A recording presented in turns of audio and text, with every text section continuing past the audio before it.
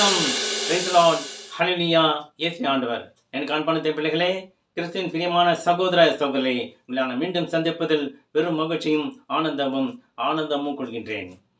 இந்த செய்தி ஒரு அற்புதமான செய்தி, அருமையான செய்தி. இந்த உலகத்தில் இருக்கிற எல்லா மக்களுக்கும் ஒரு புரியாத ஒரு கேள்வி ஒன்று இருக்கு. அதுக்கு சரியான விட யாராலும் சொல்ல முடியல, கண்டுபிடிக்க முடியல. ஆனால் பைபிள் ஆண்டவர் ஏற்கனவே சொல்லிட்டாரு. அதை சரியாக நம்ம படித்து புரிஞ்சுக்கல. இப்போ நான் உங்களுக்கு சொல்ல போகிறேன். என்ன தலைப்புனா, தீயவர்கள் வளமுடன் வாழ்வது ஏன்? தீயவர்கள் வளமுடன் வாழ்வது ஏன்? நல்லவர்கள் கஷ்டப்படுவது ஏன்? அதுதான் இன்றைய செய்தி தலைப்பு. தீயவர்கள் வளமுடன் வாழ்வார்கள், அவங்களுக்கு முடிவு எப்படி இருக்கும்? நல்லவர்களும் வளமுடன் வாழ்வார்கள், அவங்களுக்கு முடிவு எப்படி இருக்கும்?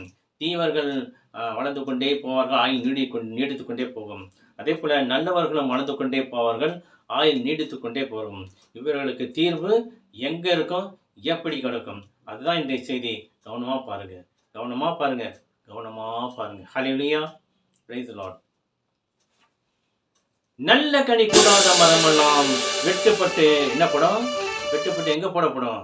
தண்ணிலையா, கிணத்துலையா, ஆறுலையா, குளத்துலையா, கடல்லையா? எதில் போடப்படும்? நல்ல கனி கூடாத மரம் எல்லாம் வெட்டுப்பட்டு அக்னின்னு சொல்லக்கூடாது. அக்னி என்பது சம்ஸ்கிருத வார்த்தை. நெருப்பில் எரியப்படும். நல்ல கனி கொடாத மரம் எல்லாம் வெட்டுப்பட்டு நெருப்பில் எரியப்படும். மரம் என்பது என்ன? மனிதர்களை குளிக்கின்றது. உடனே மரம் நினைச்சக்கூடாது, இந்த மாம்பழம் என்னையா ஒரே குளிக்குது, மாங்காயம் புளிக்குது, பழமும் புளிக்குது, வெட்டி தள்ளு, இதை தேவையில்லை. இந்த கொய்யா பழம் என்ன ஒரே கசப்பாக இருக்குது, ஒரு டேஸ்டே இல்லை, வெட்டி தள்ளு என்று மரங்களை சொல்ல, மனிதர்களை தான் மரம் என்று சொல்லப்படுகின்றது. நல்ல கனி கொண்டாத மரம் என்றால் செயல்கள் செய்யாத மனிதர்கள், தீயவர்கள், அநியாயம் அக்கிரமம் செய்கின்றவர்கள். கோடாரி வைத்தாயிற்று, அடிமரத்தில் கோடாரி வைத்தாயிற்று, கவுண்டவுன் ஸ்டார்ட் ஆயிடுச்சு. இவர்களுக்கு அழிவு எப்படி இருக்கும்? அதே நல்லவர்கள் கஷ்டப்பட்டு சம்பாதிக்கின்றார்கள், இவர்களுக்கு முடிவு எப்படி இருக்கும்? இவர்களது ஆயுளும் நீண்டு கொண்டே போகும்.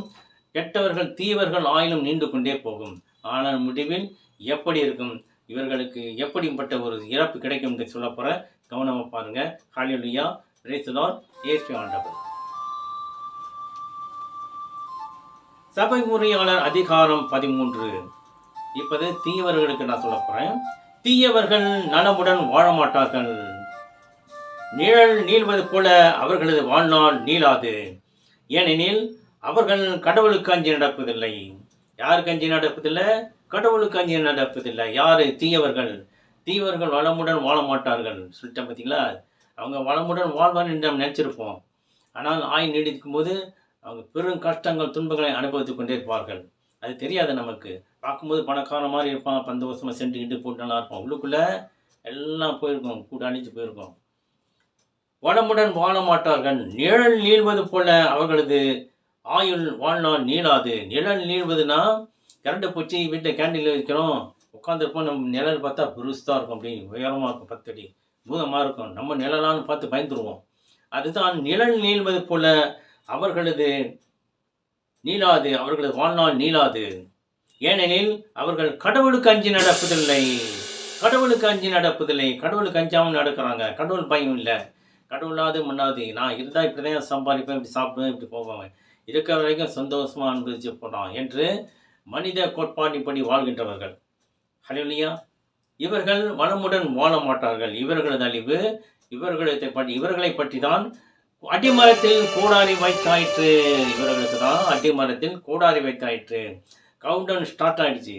அடிமரத்தில் வெட்ட ஆரம்பிச்சாச்சு, அவனுக்கு அழிவு ஆரம்பிச்சு. அப்படின்னா அடிமரத்தில் கோடாரி வெட்டிக்கிட்டே வருவாங்க. வெட்டி வெட்டி வெட்டி சுற்றி வெட்டி அவனுக்கு கரெக்டாக அதை விழும்போது ஒரு தள்ளி விட்டுருவாங்க. பார்த்துருப்பீங்க இல்லையா? இப்போல்லாம் மிஷின் வந்துருச்சு. மிஷின் வராதுக்கு முன்னெல்லாம் கோடாரி வச்சு தான் மரத்தை வெட்டுவாங்க. கொஞ்சம் கொஞ்சமாக சுற்றி இப்படி கொஞ்சம் அந்த பக்கம் கொஞ்சம் வெட்டி வெட்டி வெட்டி இப்படி ஆட்டம் விழுற மாதிரி தான் ஒரே தள்ளி விட்டுருவாங்க. அதே போல் தீவர்களுக்கு கவுண்டவுன் ஸ்டார்ட் ஆகிடுச்சு. அடிமரத்தில் கோடாரி வைத்து ஆயிற்று. வெட்டிக்கிட்டே வரார் ஆண்டவர். அப்போ வெட்டும்போது என்ன ஆகுதுன்னா, மனிதர்களுக்கு நோய்கள் உண்டாகும். பல துன்பங்களை கொடுத்து கொண்டே வர, உள்ளுக்குள்ளே பிரச்சனை கொடுப்பாரு, நோய் கொடுப்பாரு. எந்நேரம் ஹாஸ்பிட்டல், டாக்டர், மருந்து, மாத்திரை இப்படியே தான் வாழ்வாங்க. இப்படி தான் மருந்து மாத்திரையிலே தான் வாழ்க்கையில் ஓட்டிக்கிட்டே இருப்பாங்க. ஒரு வேலைக்கு 10 மாத்திரை, ஒரு வேலைக்கு 8 மாத்திரை, நைட்டு 15 மாத்திரை, இந்த மாதிரி போட்டுக்கொண்டே இருப்பார்கள். மருந்து மாத்திரையிலே தான் உயிர் வாழ்வார்கள், உணவால் மாற மாட்டார்கள். ஹல்லேலூயா. ஏனென்றால் தீயவர்கள் அடிமரத்தில் கோடாரி வைத்தாயிற்று, அவர்களுக்கு கவுண்டன் ஸ்டார்ட் ஆகிவிட்டது, அவர்களுடைய அழிவு இப்படித்தான் ஆரம்பிக்கும். ஆனால் நல்லவர்களோ அப்படி கிடையாது. அது எப்படி நான் சொல்ல போகிறேன் பார்த்துக்கிட்டே வாங்க.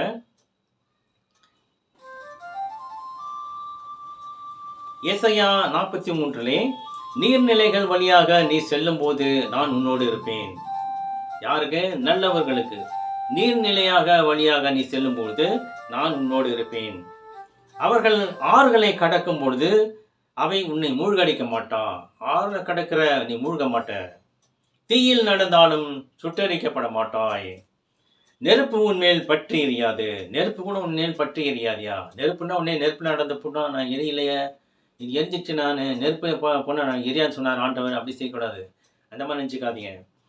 நெருப்பில் நடந்தாலும் நீ சுட்டரிக்கப்பட மாட்டான். நெருப்பு போல துன்பம் வந்தாலும் நம்ம என்ன செய்வோம், அது நம்ம ஒன்றும் பாதிக்காது. நெருப்புனாலும் சுட்டுடும், நம்ம பற்றி எரிஞ்சிடும் சட்டலாம். ஆனால் அப்படிப்பட்ட துன்பங்களை ஆண்டவர் வந்தாலும் ஆண்டவர் என்ன செய்வார், அதுலேருந்து காப்பாற்றி வழிநடத்துவார். யாருக்கு? நல்லவர்களுக்கு. இவர்களுக்கு அடிமரத்தில் கோடாரி இல்லை. ஹல்லேலூயா. அடுத்ததாக, தீயில் நடந்தாலும் சுட்டரிக்கப்பட மாட்டாய். தீனா அந்த நெருப்பு கூட துன்பங்கள் வரும். இந்த பக்கம் என்னடா நெருப்புல நடக்கிற மாதிரி இருக்க ஒரு நாளும், ரொம்ப வேதனையாக இருக்குது, கஷ்டமாக இருக்குது, நெருப்புல நடக்கிற மாதிரி இருக்குது ஒரு நாளும் என்று நம்ம சொன்னோம் இல்லையா? பல பேர் சொல்ல கேட்டிருப்போம், நம்மளே சொல்லியிருப்போம். அப்போ நெருப்பு போல ஒரு துன்பம் வந்தாலும் என்ன பண்ணார்? சுட்டரிக்கப்படாமல் அவர் ஒன்றும் பண்ணாது. அந்த துன்பத்தெல்லாம் உனக்கு ஒன்றுமே பண்ணாது, எல்லாத்தையும் காப்பாற்றி விடுவார். ஆறுகளை கடக்கும் போதும் அவை மூழ்கடிக்க மாட்டா. ஆறுகளை என்ன உடனே ஆறு நினைச்சக்கூடாது. ஆறு வேகமாக போடுது, நான் கடக்கும்போது அடிச்சுட்டு போயிடும். அப்படிப்பட்ட துன்பங்கள் வந்தாலும், ஆறு போல் நமக்கு துன்பம் வந்தாலும் என்ன செய்வார்? கொண்டு போய் கரை சேர்த்துருவார். என்னடா பெரிய கஷ்டமாகி போச்சு, நான் கரை சேரணும் தெரியலையே, இந்த பிள்ளைய கரை சேர்க்கணும், இந்த பையனை கரை சேர்க்கணும் முடியலையே என்று நீங்கள் வருத்தப்படக்கூடாது. ஆறுகளை போல துன்பம் வந்தாலும் எல்லாத்தையும் கரை சேர்த்துருவார். மூழ்கடிக்காமல் கரை சேர்த்துருவார். உங்கள் பிள்ளைகளை கரை சேர்ப்பார், உங்கள் குழந்தைகளை கரை சேர்ப்பார், உங்கள் மனைவிகளை கரை சேர்ப்பார், உங்களையும் மூழ்கடிக்காமல் கரை சேர்ப்பார். ஆறுகளை கடக்கும் பொழுதும் எல்லாம் மூழ்கடிக்காமல் கரை சேர்த்துடுவார். யாருக்கு? நல்லவர்களுக்கு. நீர்நிலைகள் வழியாக நீ செல்லும் பொழுது நான் உன்னோடு இருப்பேன். முதல்ல ஆறு சொன்னாரு. இப்ப நீர்நிலைகள்னா நிலையான நீர் இருக்கும். குளம், கிணறு, ஆறு, குட்டை, இதெல்லாம் நிலையா இருக்கும். ஆறு என்பது ஓடிக்கொண்டு இருக்கின்ற ஒன்று. நீர்நிலைகள் என்றால் குளம், கிணறு, குட்டை, காவி, இதுதான் நீர்நிலைகள். இந்த நீர்நிலையாக நீ கடந்து செல்லும் பொழுது அடுத்த அடி வச்சா என்ன இருக்குமோ, பாம்பு இருக்குமோ, பள்ளமோ இருக்குமோ என்று பயந்து கொண்டே போவோம். அப்படி மாறி அடுத்த நிலையில் நம்ம என்னையா தெரியலையே, அடுத்த நிலைக்கு நாளைக்கு என்ன செய்யும் போகிறது தெரியலையே, நாளைக்கு எப்படி இருக்குன்னு தெரியலையே, கஷ்டமாக இருக்கேன்ட்டு அப்படிப்பட்ட துன்பங்களில் நாம் இருந்து கொண்டிருந்தாலும் என்ன செய்வார்? நான் உன்னோடு இருப்பேன். அவர் நம்மோடு இருந்து நம்மை காப்பார். அந்த நீர்நிலைகளிலிருந்து நம்மை காப்பார். அப்படிப்பட்ட துன்பங்களிலிருந்து, ஆபத்துகளிலிருந்து நம்மை காப்பார். யாரை காப்பாரு? தீவர்களையா? இல்லை, நல்லவர்களே, நன்மை செய்கின்றவர்களை இப்படிப்பட்ட துன்பங்களிலிருந்து ஆண்டவர் காப்பார். ஹல்லேலூயா. Praise the lord. இயேசுவே ஆண்டவர். கடைசியாக ஒரு அருமையான நல்ல செய்தி, அருமையான வார்த்தை, ரொம்ப அற்புதமான வார்த்தை, அருமையான வார்த்தை.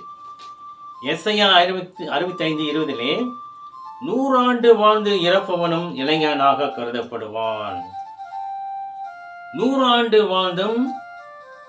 ஆண்டுகள் வாழ்ந்து இறப்பவனும் இளைஞனாக கருதப்படுவான். பாவியோ 100 ஆண்டுகள் வாழ்ந்தும் சாபத்துக்கு உட்பட்டிருப்பான்.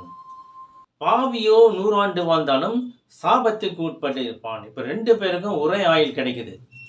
தீயவனுக்கும் 100 வருஷம், நல்லவனுக்கும் 100 வருஷம். இப்போ 2 பேரும் சாவில் தான் இவங்களுக்கு ஒரு விடை கிடைக்குது. நான் சொன்ன பார்த்தீங்களா, அதுக்கு ஆன்சர் இங்கே தான் இருக்குது.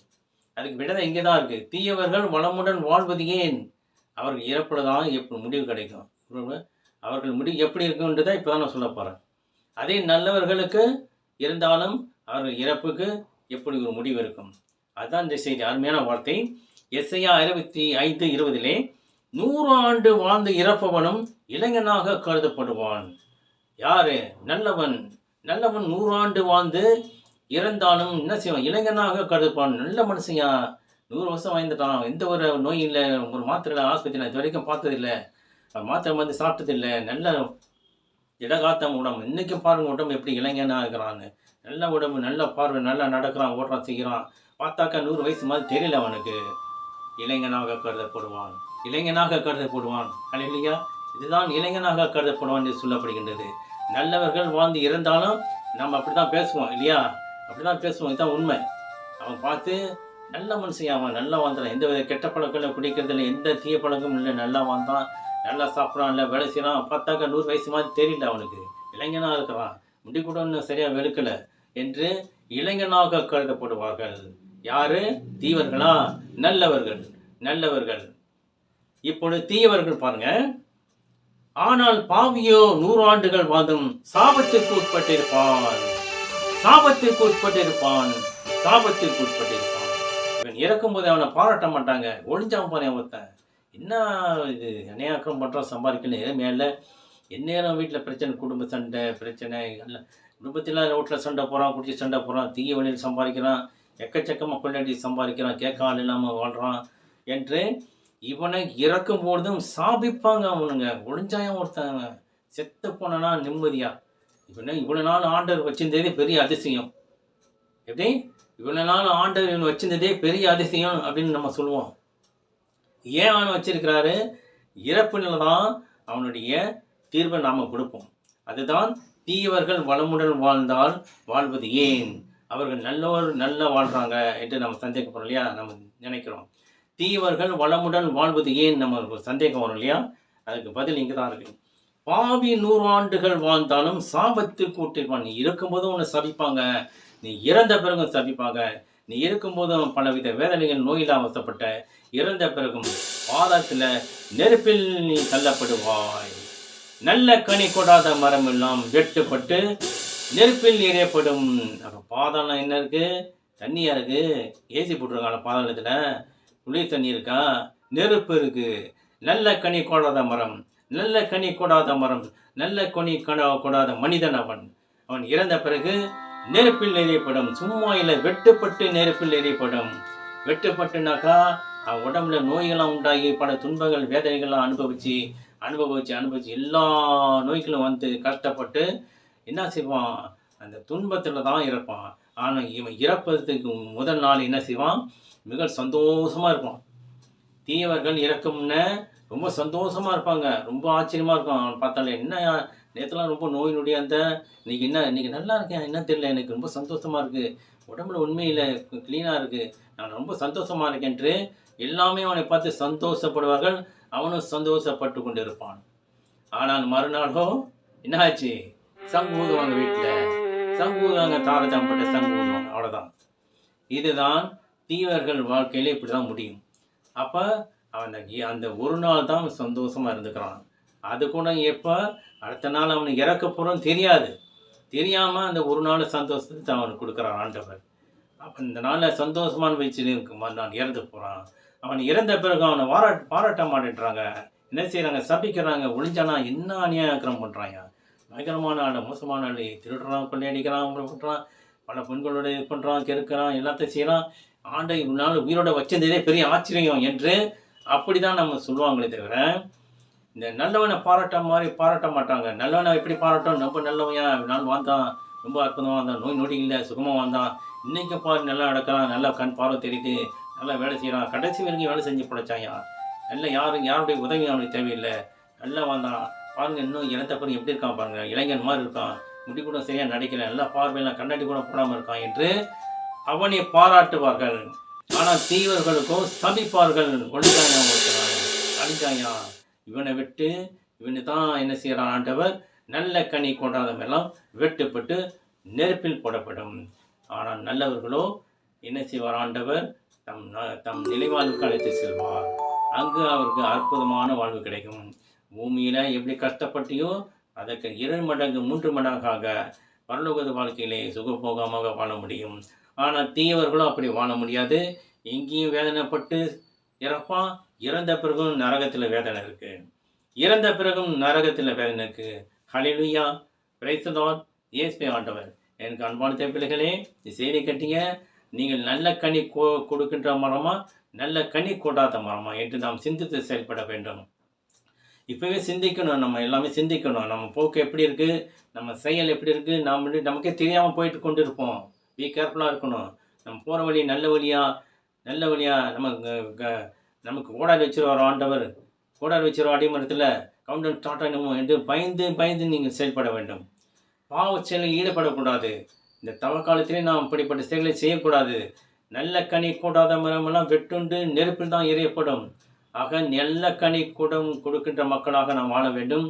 பாவ செயல்களை விட்டு இருந்தால் நம் உடம்பு இறக்கிற வரைக்கும் வலுவோடு இருக்கும். மாத்திரை மருந்து இல்லாமல் ஆண்டவர் நம்ம வழி நடத்துவார். டாக்டர் இல்லாமல் வழி நடத்துவார். 100 வயசு ஆனாலும் நமக்கு தெம்போடு இருப்போம். எல்லா வேலைகளும் நாமே செய்து கொண்டு 100 வயது வரை வாழ முடியும். அப்படி வாழ்ந்த பிறகு நமக்கு இறந்த பிறகு நம்மை பாராட்டுவார்கள். இன்னொருங்கள் ஆண்டவர் நமக்கு வரவேற்றுவார். ஆனால் தீவர்களுக்கோ சபிப்பார்கள். அவன் இறந்த பின் சபிப்பார்கள். அவனுக்கு தண்டனை நெருப்பில் கிடைக்கின்றது, பாதாளத்தில் கிடைக்கின்றது. ஹல்லேலூயா, பிரைஸ் தி லார்ட். இயேசுவே ஆண்டவர். இப்போ புரிஞ்சுதா உங்களுக்கு? தீயவர்கள் ஏன் வளமுடன் வாழ்றாங்க, நல்லவர் கஷ்டப்படுறாங்க என்று உங்களுக்கு பதில் நான் சொல்லியிருக்கேன், தெளிவாக சொல்லியிருக்கிறேன். எஸ்ஐயா 65:20 அதிகாரத்தில் சொல்லப்பட்டிருக்கிறது. ஆகவே அவன் சந்தோஷமாக இருக்கான், நானும் அந்த மாதிரி கெட்ட வழியில் போய் சம்பாதிக்கிறேன், அவன் நல்லவனாக இருக்கான், திட்டு வழியில் சம்பாதி ஏமாத்துறான், அவனுக்கு எந்த ஒரு வரலையே, நானும் அதே போல் செய்கிறேன் செய்தால் அடிமரத்தில் கோடாரி வச்சிருவார் ஆண்டவர். அடிமரத்தில் கோடாரி வச்சிருவார் ஆண்டவர். பி கேர்ஃபுல்லாக இருக்கணும். ஆக அப்படியெல்லாம் செய்யக்கூடாது. அவன் செய்கிறான்னு நீங்கள் பார்த்து செஞ்சாக்கா அப்போ அவனுக்குள்ள தண்டனை விட 2 மடங்கு நீ உனக்கு அதிகமாக கிடைக்கும். ஏன்னா நீ அவனை பார்த்து செஞ்சாக்கா உனக்கு தண்டனை அதிகமாகும்.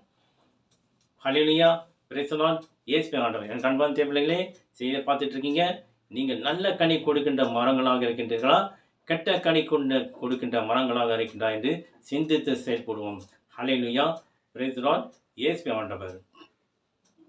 இப்போ உங்களுக்காக ஜெபிக்க போகின்றேன். கண்களை மூடுவோம். எங்கள் அன்பான தந்தை இறைவா, போற்றுகிறோம், துதிக்கின்றோம், ஆராதிக்கின்றோம். இதோ நாங்கள் நல்ல கனி கொடுக்கின்ற மரமா, நல்ல கனி கொடாத மரமா என்ற செய்தியை கேட்டோம். நாங்கள் எப்படி இருக்கிறோம் என்று எங்களுக்கே தெரியாமல் போய்கொண்டிருக்கின்றோம். நாங்கள் கெட்ட கனி கொடுக்கின்ற மக்களாக இருந்தால் எங்களை நல்ல கனி கொடுக்கின்ற மக்களாக எங்களை மாற்றும். நல்ல கனி கொடுக்கின்ற மரம்தான் நிலத்தில் இருக்கும், கெட்ட கனியோ வெட்டுண்டு நெருப்பில் எரியப்படும் என்று செய்தியை கேட்டோம். இப்படி இனி வரப்போகும் காலங்களிலே எங்களை நீ நல்ல கனி கொடுக்கின்ற மரமாக எங்களை மாற்றி ஆசீர்வதித்திலும் ஆறுகளை கடக்கும் போதும் தீயில் நடக்கும் போதும் நீர் எங்களை காப்பீர் என்று செய்தியை கேட்டோம்.